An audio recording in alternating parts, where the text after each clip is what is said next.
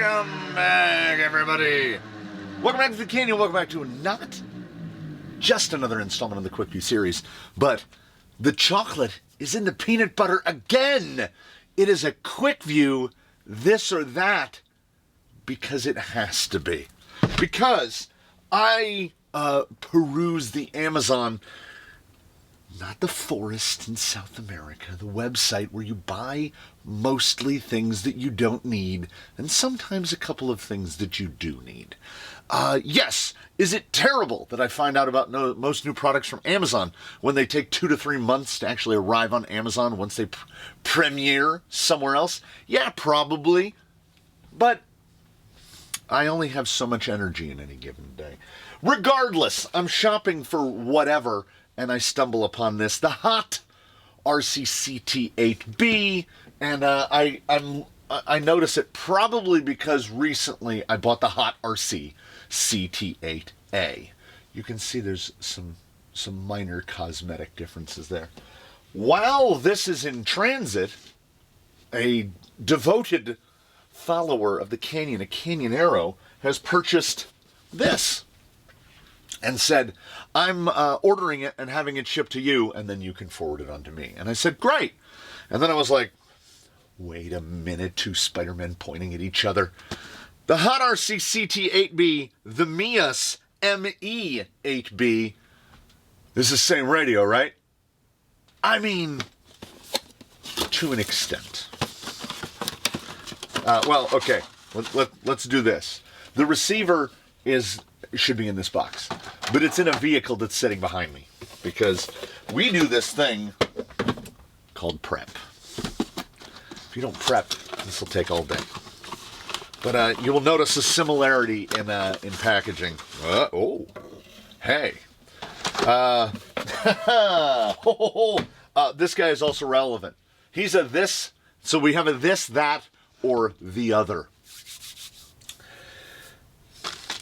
I mean, we all agree that it's the same radio, right? It has the same guy. Let me pull these out. Yeah. Adjustment for trigger tension. Sadly, no adjustment for wheel tension, but the wheel tension is not bad. They are quite light, which is nice. There's your charge port. That's what the USB-C cable is for. It's a C to C. They're not even messing around. They're not messing with your old-timey A to C stuff. But, as such, the other has the ability to run this hobby fans. Hobby fans, well, you can fit a number of little 2S LiPos. It also comes with a tray, and you'll notice a little trap door here. You can put an 18650 right up Main Street there. So you have 3 battery options for the CT. I'm not going to put the phones back in. For the CT-8A, CT-6A. I do apologize. There's a versatility there. No matter where you are, you're probably going to find a battery that fits this. Also, look at the angle of my inhuman thumb as we go right like that. See? Look at the angle of my inhuman thumb here. Right? The wheel is closer back. Now, for most humans that have human-sized thumbs, that closer distance won't be a problem. For myself, I have these. This is vestigial. It doesn't. No, it just gets in my way. Also, as these are not normal human-sized, these are largely useless to me. They're under a little ledge for a lanyard. I can't really use that. These, on the other hand, pretty good. Except this one, even if you have normal-sized meat at the dangling at the ends of your upper appendages, right? There's some ergonomic stuff that's working. There's some ergonomic stuff that you go, huh? So you pop this open, It is button side down. You close that up. Now, the 18650, here's the bottom line. Yes, this one can use AA's. These guys are limited to 18650s. I don't automatically categorize that as a negative. We should not be receiving radios that still take AA batteries. It's the 21st century. We have many, many options. I also don't favor radios that have fixed battery units that can only be charged through the unit. While this is a limitation to a single power source, it's also, this is something worthy of mention. It's never going to fall out. These are very small. You can put that in your pocket. They're also very inexpensive. You can get these down to about $3 a cell. Also, we're gonna transition. This battery came with this radio. It included a battery. The battery in here came with this radio. This one does not include a battery, which will lead us into how much do things cost. When I talk about how much things cost, I'm talking about the prices, not in the jungle, but on the website of Amazon. If you are willing to exchange time for money, meaning you're going to buy that on AliExpress or some offshore, somewhere foreign to where I am, and pay less but wait more, I don't have an insight on what your pricing structure is. What I do know is that on Amazon, this is $35 and this is $50, right? $15 if it's just a single 18650 cell that is not marked with any kind of capacity. We don't even know how big it is. If the differences between these two are simply an 18650 and an orange case rather than a black one, I think it's tough to it's very difficult to justify that $15. So there has to be differences that extend beyond the superficial. And there are, as we power this guy up, the camera shows it reasonably well. I'm gonna pull the throttle for you. You can see the numbers go from 15 to 2000, right? It's not just me, right? That's difficult to see. Am I right? It's difficult to see. I don't know who specifically thought green on gray was a good contrast, and I've got, now see, when the backlight goes to dim, you can actually see it better. I have the backlight on this one set to 3 minutes. The real problem is when the backlight goes off, and there is no way to time the backlight to stay on all the time. It will automatically power off. You are limited to a single 18650, and the usually included ones are about at 1200, so you're going to get 3 to 4 hours of use out of this, out of the included battery, if you leave your backlight timer on relatively short. This is a drawback. You will also notice how I set them down. This is not optimal, and you will also notice there's a taper and there's a little thing. So you would think, oh, I can do this. Well, you can't. I'm sorry. You can, but you can't. You can. I just did it. But you can't, because we'll rotate it around this way so you can see. It's sitting on the trigger. If you move the radio at all, it's not, this is not touching. Do I have something? We can do a magic trick. It looks like it's touching, but it's not. It's sitting on the trigger. The only way to set this down is like that. Okay. Well, I mean, it's maybe acceptable. That's where the charge port is. These are things where I feel like industrial design, somebody wasn't paying full attention the whole time. Being able to set it down like that without interfering with the trigger, that would probably be fine. Radios without bases, but with fat heads, I don't really understand. It's still too big to cram in a pocket, unless you've got a really big pocket. And there's only one way to, I mean, you could set it down like that, I guess. Nope, no, I mean, not really. That's comfortable to pick up. So the MEUS, they've definitely changed the UI.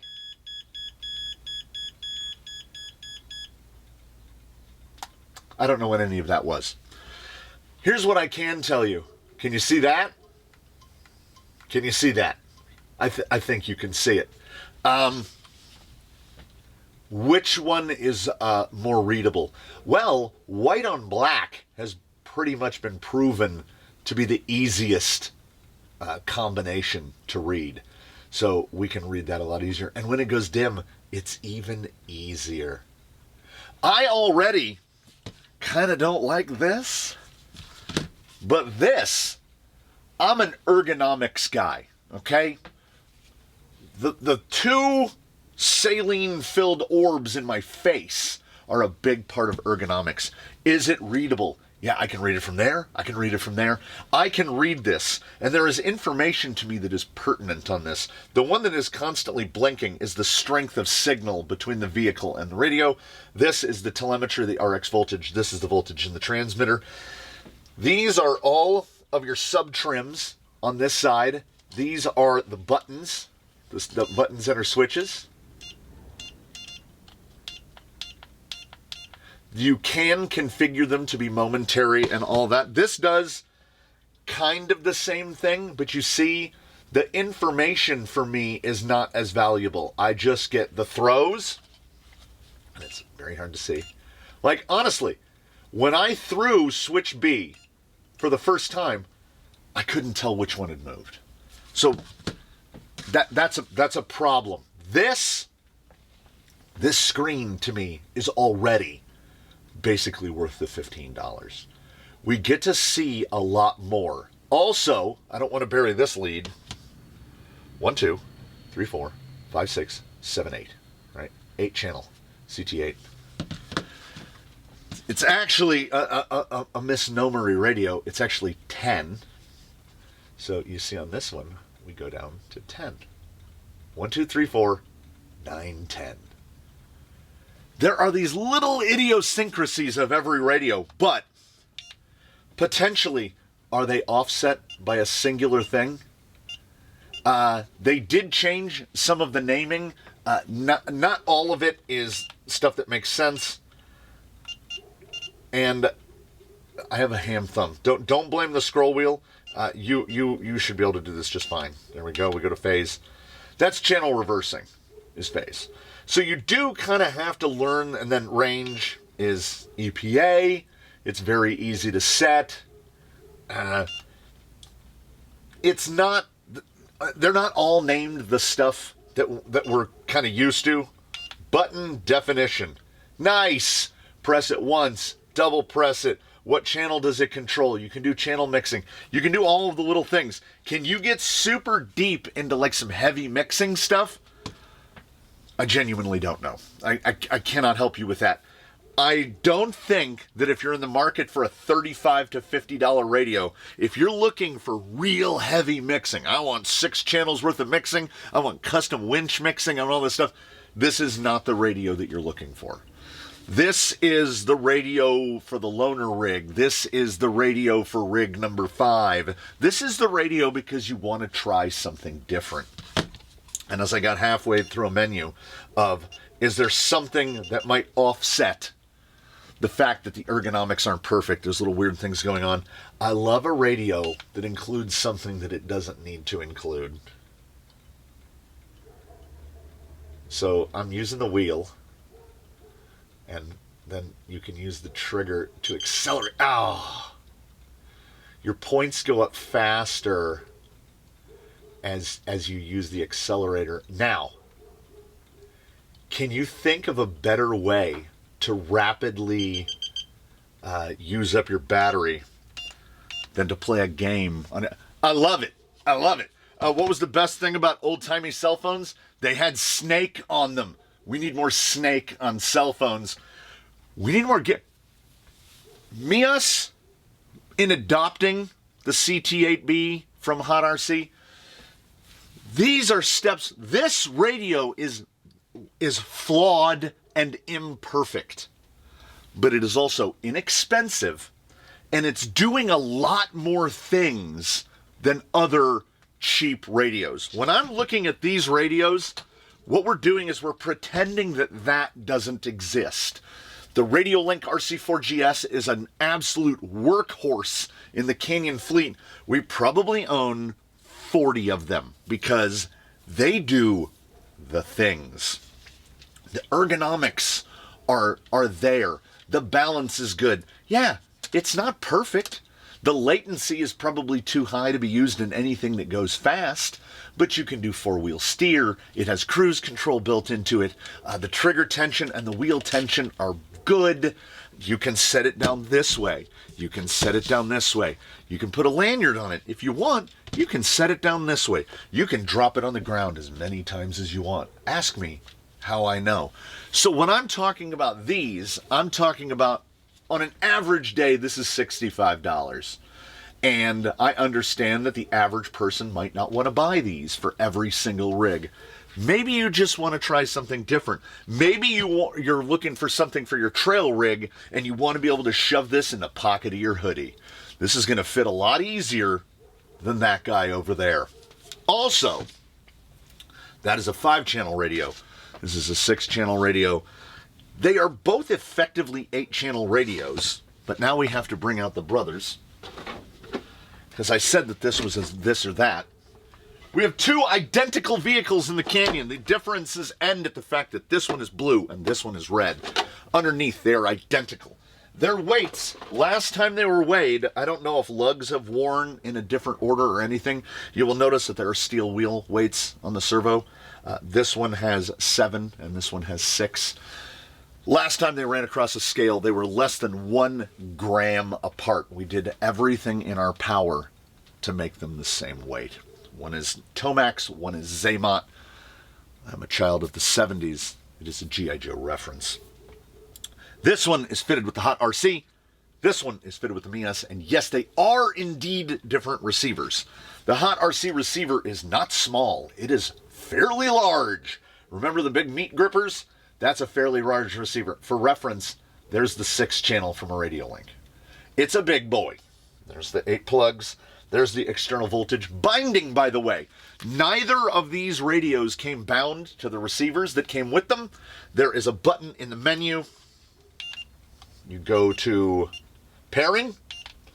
You go like that. And when you click start, you press the little bind button. You click start. They bind instantly. It's probably the quickest and easiest binding that I've ever encountered with any radio from any manufacturer. No bind plugs, no messing about. You push that button, you push start, and they've paired together.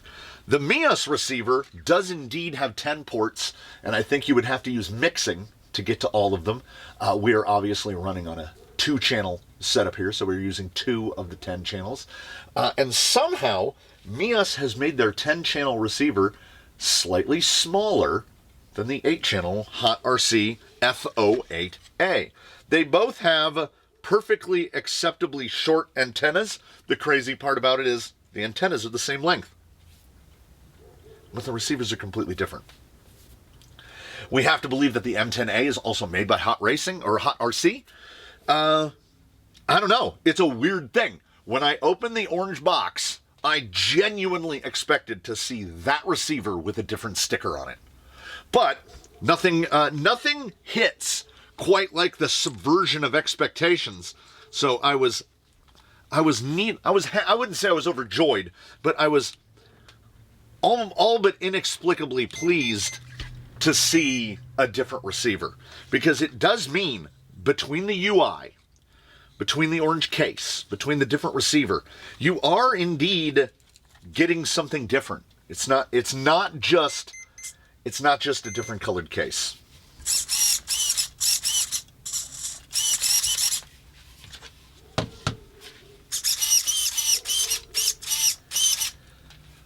It is exactly what it is. They feel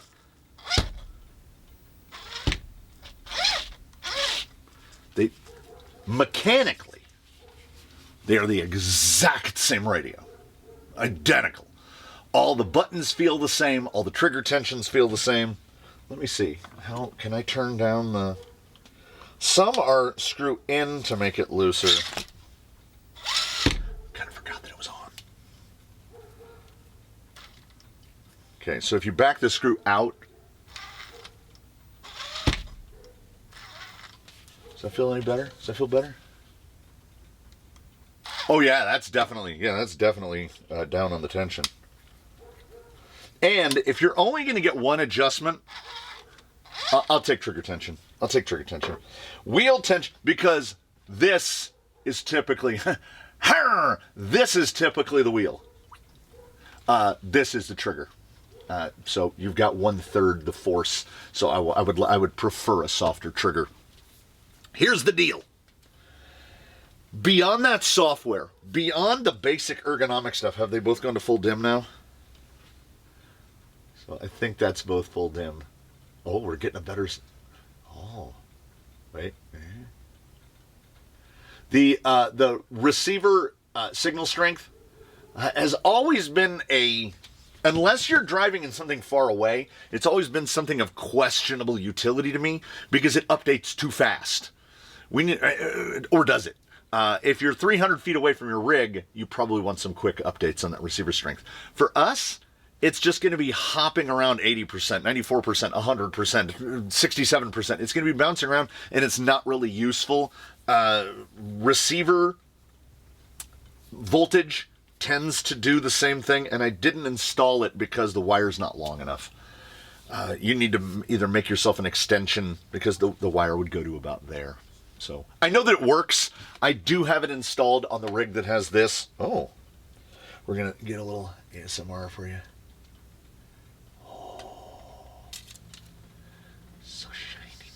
I do have it installed on that one, and it works just fine. It is, I can tell you this because it's the same exact unit in there. It is overly responsive. So if you take your rig, did I pick right? Yes. And you do this, it will pull down and you'll get like a beep, beep, beep, beep, beep, beep, beep, beep, because you're pulling the amps down too far. So yes, it absolutely does that. Which is a failing of virtually every other receiver related voltage meter out there. Even Radio Link that pulls it directly off of the battery plug, it will do the same thing. I tend to just leave them disconnected because they're really not helping. You tend to have to turn the alarm voltage down on this display. You have to turn that down to a number so low that you've hit cutoff before you get to the number, so then therefore the low voltage isn't working. It is a bit more functional on very expensive radios, but we're talking about radios that cost significantly more than these three radios combined. These three radios combined is about $110. So for 24 channels of control and 3 vehicles worth. So I really want to see, from one hand to the next, driving one beside the other, does the software go deeper than just the UI? Now, standing in here at the bench, I would say that the UI, I also like the orange. I think at this point, something catastrophic has to happen for me to not recommend the MEUS over the Hot RC. And they're the guys that make it, because that right there. Also, I don't mind orange. I'm good with orange. Say you're trailing at night and you drop it. You'll probably find this one. You're going to have to put an air tag or something on this. On any... We got them. You can have your radio in any color you want, so long as it's black. I don't have a problem with orange radios. Here's my cell phone because I'm tired of losing black cases. So we're going to take them outside. We'll mush around a little, and I'll have the ability to... I can't drive two-handed at the same time. I've tried it. It's like trying to pat your head, rub your stomach, and tap your feet at the same time. I simply cannot do it. So we'll go back and forth between the two, and I will let you know if they feel at all different. Welcome outdoors, everybody. Welcome to the rocks out here in the canyon, or as we sometimes colloquially refer to it as the desert biome. That's a Minecraft reference. Because once you pass that fence that you can see top of frame, there's not enough greenery, the temperature just plummets. It is early morning, and baby, ladies and gentlemen, boys and girls, cats and kittens, it is crisp. 42 freedom units, about 70% relative humidity. When it comes to the COLD, the Southern Californians are all caps SOFT. 42 is cold. Am I wearing shorts? Yes. Am I not wearing a jacket? Also yes. So it's not like we die at 42. We die in the 20s. Like stuff that the infrastructure breaks down. Things don't work anymore.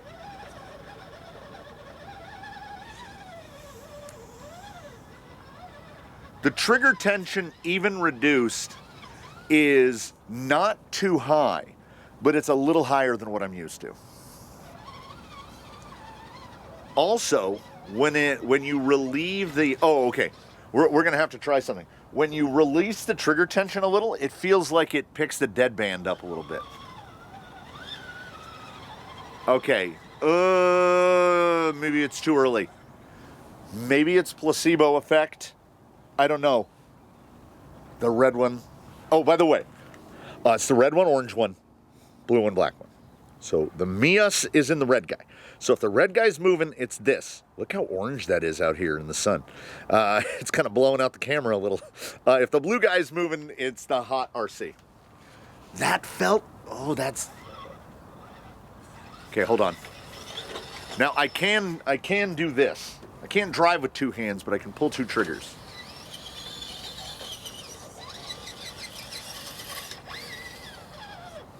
Okay. I'm gonna do a hand switch. I'm gonna do both hands like this. Oh no. The MEUS trigger. The MEUS trigger.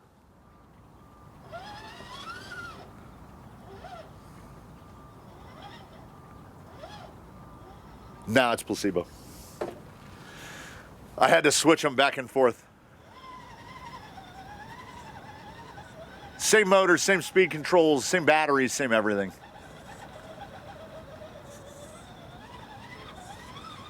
It's got good modulation.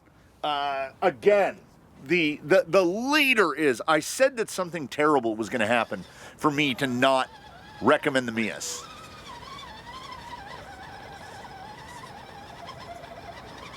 And not only has it not happened, I don't think it's going to happen.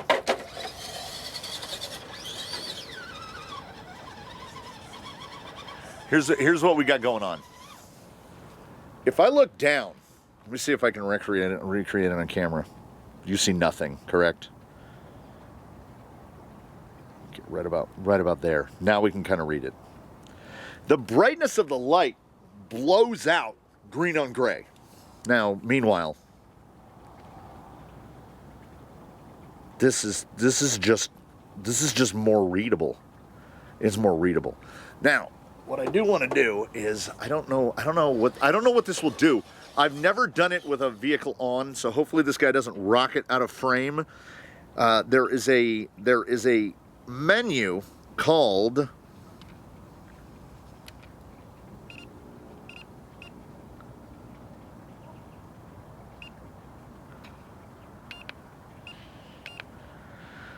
there is a menu called you can calibrate rudder and trigger. And then I gotta do it to make sure he doesn't rocket away.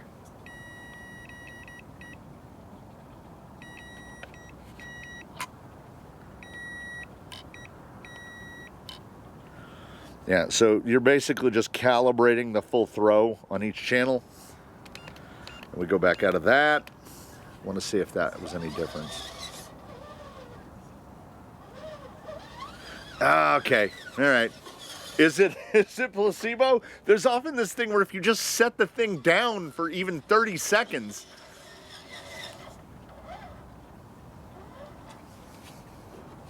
All right, hold on, wait on.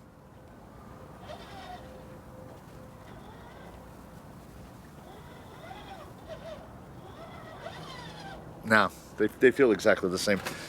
If I was doing it blind, meaning I can't tell which one I've picked up, and I was just listening to this, when the sound tips in, it's exactly the same. As it should be. I would hope that they would be. Here's what it comes down to. My number one above everything else, because, and I will beat this horse until there's nothing left but a horse-shaped stain, is ergonomics are everything. How does the radio feel in your hand? How does the display feel to your eyes? Because we have these vehicles over here, I don't know if you're aware, they are called remote control, meaning you are at a distance. We're not at a tremendous distance, but we're still reasonably far away. There is a single point of contact between you and that, and that's this. So this is everything about the performance of a vehicle. A bad radio is the difference between a good experience and a bad experience. Neither the CT-8B nor the ME-8B are bad radios. Are they my first choice? No. Would I recommend them? I would certainly recommend the ME-8. I think that the visibility of that display is definitely worth it. MEUS did kind of what MEUS does as a company, which is they take something and they adapt it / improve it / refine it. Like, they sell a number of axles for 10th scale. They're nylons, something that is a fair representational clone of an HD44, and they do it really well. Their nylon axles are some of my favorite axles. Am I going to say that this gentleman right here, the ME-8B, is one of my favorite radios? No, it has some oddities, like geese. You're going to have to find or do it yourself. Do it if you want something done right. You got to do it yourself. I would be had I the gumption, I would be 3D printing some sort of clip-on foot for this so that I can set this thing down like a normal radio. And when you print that 3D printed foot, here's a notion for you. Put a little hole in it so that you can store an extra battery in it, which would improve the balance. It doesn't feel especially top-heavy, but what it does feel is it feels heavy this way because the radio is, there's more radio right there. Obviously non-reversible. I know a lot of people that are left-handed, they just, like, they hold the radio in crazy ways and they just drive it like they're right-handed. They pretend they're right-handed. Like I've seen this. That's how left-handers will do it. There's just these little things. There's tiny little stuff. I appreciate the programmability of the buttons, that you can reassign all the buttons. I appreciate how easy it is to navigate the menus once you've deciphered what phase and linearity and that stuff means. It was the same language as we had to learn on the CT-6. Do I think that this is a superior radio to the CT-6? I think that display-wise, the MEUS trumps the CT-6 and the the CT-8A and the CT-8B. I keep calling it the CT-6. You can count up how many times I've called it the CT-6. Never buy the CT-6. It's my own fault. I can't go back and retroact what I've said in this video already without doing a terrible edit. I tested the CT-6 some time ago, and it is god-awful. It's unbelievable how bad Hot RC got that radio. Hot RC seems to specialize in making slightly odd radios. They make one that looks like a remote control for a Roku. They make one that looks like a flight stick, and I think it's for boats. It's a one-handed remote. They make one that looks like an Xbox controller. I think when they made the CT-6 and the CT-8, they weren't happy about it. They didn't want to make normal-looking controllers, so they popped to the CT-8B / ME-8B, and they needed to make a weird controller. 4, 5, 6, 7, 8. Yeah, okay. It is a 10-channel radio. I had to run through it in my head. So obviously 1, 2, 3, 4, 5, 6, 7, 8, 9, 10. So it is 10. So on this one, You physically have 10 channels, but you only have an 8-channel receiver.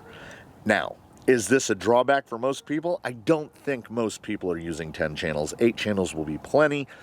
The big problem is, like, this is how I try to activate these knobs. And you really can't. So if the only way to actuate the knob is to take your hand off the steering and finger pinch it, I'm not 100% sure what you're going to use it for specifically. Like if you're going to do a winch or something, these would be far better served being here so that you could, reach them. I don't know. Most radios, and by most radios I mean every single radio out there, are not specifically designed for this market. They're not built for rock crawlers.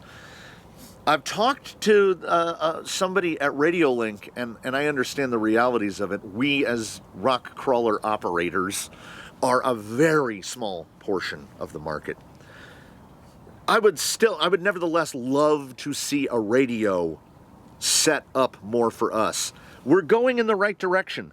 Both the CT-8A and the CT-8B and the ME-8B by extension have no external antenna. Great. That's good. They're moving away from AA batteries. Great.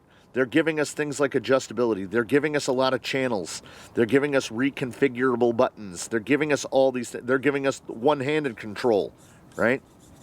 They're giving us a lot of things, but it's never quite all the way right. That's okay. That's okay. We are talking about collectively. The 2 radios in operation right now cost $85 Amazon money. The prices on AliExpress I would generally assume to be about 2/3 of that. You're probably paying $20 to $25 for the CT-8. I don't know if you can get the MEUS cheaper. The only place I've seen the MEUS is directly from MEUS or in the Amazon storefront. So you might be paying $50 for this. And as I mentioned with the RC4 before, that is extremely stiff competition because you can get those on AliExpress for less than $50. So once again, I don't explicitly know who these radios are for. I don't think Hot RC has delivered us their best yet. We've yet to see the best Hot RC radio. I hope that whatever they come out with next, if they make something crawler specific, which would kind of put them over the top as far as I'm concerned, and it has the user interface and display of this, but like, how useful are these buttons when you have to reach and then remember what they do, and and these buttons are not correctly placed, and the ergonomics of it are not quite right if you have a banana hand. There are these things. And a lot of that stuff, almost all of that stuff, I would argue that all of my minor complaints about ergonomics, I think the only one that's inarguable is the display. The display on the MEUS is superior, both in how it is presented with white on black for the text, and also that it is displaying all of your trims over here on the side. That is absolutely useful. And it's orange. Bonus points for orange. And there is some sort of subtextual, I don't know what's going on underneath the surface. I feel like the MEUS trigger is smoother, but at the same time, there's a dissonance happening because I know that that's impossible. These 2 rigs are identical.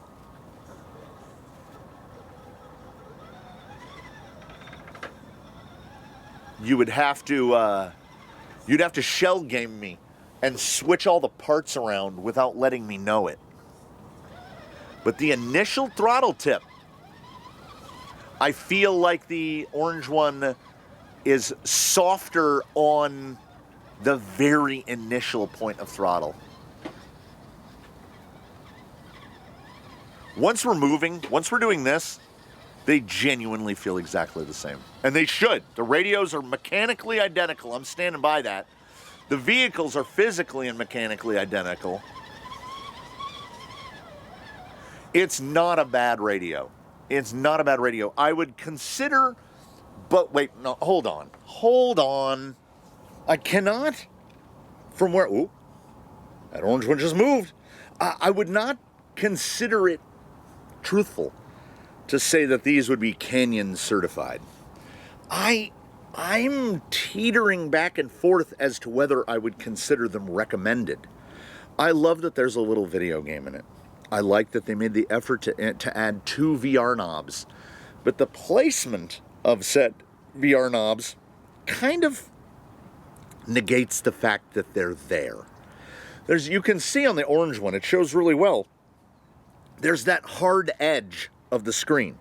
If that were tapered up, it's these little things. The devil is in the details. And there are details here that have been missed. Functionally, they are perfectly competent radios. Do I think that they really bring anything to the table that the CT-8A doesn't? Well, the MEUS has a significantly better display.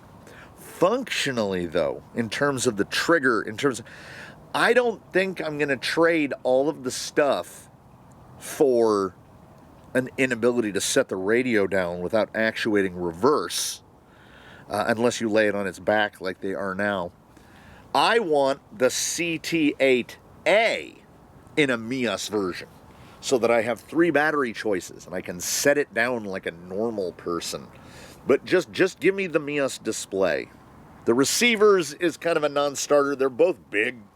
And most people aren't going to need 10 channels or even 8 channels. I think I have 1 rig here in the entirety of the fleet that is using 7. So I've gotten up to the full capacity of a Radiolink RC6. But I think most of us are capping out at 4, maybe 5. 6 if you've festooned your vehicle with lights. So, I mean, I guess, is that who this is for? Is this for the trail rig that you don't need to make split-second decisions on the buttons, and you can give yourself a mnemonic device to remember that A activates the lights on the roof, and B turns my sound module off, and C, etc., etc., etc. And then one of the buttons on the side, either the back and forth, is for your overdrive or for your 2-speed. Right, you see what I'm saying? It has a versatility. I think it has a place. I think that they are both definitely steps in the right direction. I think if you're trying to make a decision between the two, it really goes to the MEUS. It's more expensive, but the screen is better enough to make the decision for me right like that. And some of the menus are renamed, so they're a little bit better. They both have receiver voltage telemetry. They're both limited to a single 18650. 18650s are cheap. For every minus, there's a plus. There's something, it just, a pendulum just swings back and forth. It's better, it's worse. It's better, it's worse. And I can only leave it up to you. If you have a normal-sized human hand, if you go to buy gloves and you can purchase a medium, you will probably love the features of this radio. You might even be able to manipulate those knobs, those 2 VR knobs, with impunity. You might just be able to just handle it. I cannot, however, fit this in between the 2 knobs. It won't fit. There's not enough room for my finger to go in there. And when I grasp the grip normally, there's a terrifying image for you. My thumb goes all the way over the steering wheel. Completely covers the steering wheel. So much like radios that have things in the wrong place, or they've kicked the steering wheel angle, or the trigger tension is too high, I don't opt for that radio. Right? Because the ergonomics for me are everything. And if you don't know it or not, there are a lot of people that say, oh, I've had no problems with this radio. And I go, good, good.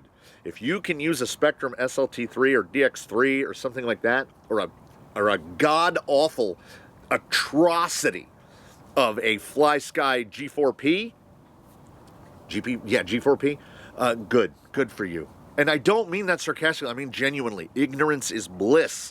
If that radio feels good to you, for the love of God, don't pick up something good. Don't pick up an old Sanwa. Don't pick up a Radiomaster MT12 or a Noble NB4 or anything like that, because you're going to be like, oh no, and then you're ruined. And I've been ruined. These radios are better than virtually every other OE radio on the market. So if you see one of these for sale and it's like 25 bucks somewhere, yeah, pick one up. Pick one up and give it a try. Because worst case scenario, you're like me and it doesn't quite check all the boxes.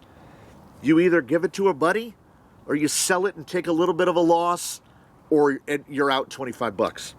We've wasted money on more expensive things and felt less bad about it. So I don't feel bad about either of these. I don't think that when the orange one moves on to its forever home in the mythical, non-existent, made-up land, might as well be behind a green curtain of Mythigan.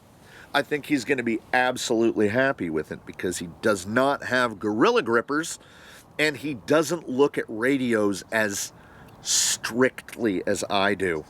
I am judging every radio very harshly because I don't just have a minimum acceptable level of performance. I have a standard, and the standard is high. That said, the orange one over the black one, for the screen alone, ignoring any potential placebo effects, they're not bad. 18650s are cheap. If you find one real cheap, AliExpress does sales all the time. That may be worth a look. Certainly not Canyon certified, does not meet that standard, and teeters on the border of recommended. I think the price point, if you find it under their normally listed Amazon prices of $35 and $50 respectively, I think if you find it for a decent price, then yeah, I mean, give it a shot. Give it a shot. I still say that okay, we'll close it out. In the imaginary tier list of radios that goes S, A, B, C, D, F, I would put the CT-8B and ME-8B solidly in B tier. They are solidly B tier radios. The Radiolink RC4 and RC6 by extension are solidly S tier radios. I have so many of them, and every time a new build begins, they are the radio I go to. Would I buy these again? I would not, because of the hand fitment issues. I would consider the ME-8B if they come out with an ME-8C and they've manipulated it a little bit. But as it is for that, you all normal size handed folk that are looking for a sub $50 radio, hit AliExpress. It might work out for you. It may well work out for you. And you won't be out that much money. But the list of radios that I will recommend without reservation is very short. These are not on it. And there you have it. This is a this or that. And the other. I would still, display notwithstanding, I would kind of take the CT-8A over both because I can set it down. So if this is a this, that, or the other. It goes CT-8A, it goes MEUS ME-8B, and then lastly, it would go Hot RC CT-8B. And there you have it. Take it for what you will. Take it as it is. I've definitely talked a lot about very inexpensive radios because I find that they kind of have more to prove. The more money you spend, you kind of pay more, get more. Is this sort of a thing? You get a lot for your money with these, but they just don't quite make it for me. As always, the final decision is up to you. I'm not your dad. It's your money. Spend it however you want. I would like to think that one of the philosophies of the Canyon is I am more willing to tell you what not to buy than what to buy. I'm not saying, oh yeah, you gotta go out and get this, bro, or you're failing without it. No. If you don't like radio links, find the radio that you like and you use that one. As always, put the question, comments, concerns in the comments section below. Look for us on Discord, Instagram, all of those usual social medias. And, as per usual, y'all come back and see us. And in between now and when you inevitably do, we like to think it's inevitable. Please, one and all, do your very best. Have a good one, everybody. We'll see you again here from the Canyon real soon. The brothers, it's a quick swap to put them back on their RC4s. And we will continue forward on our day. And that will go in its box and head towards Michigan. I will see you again in the next one.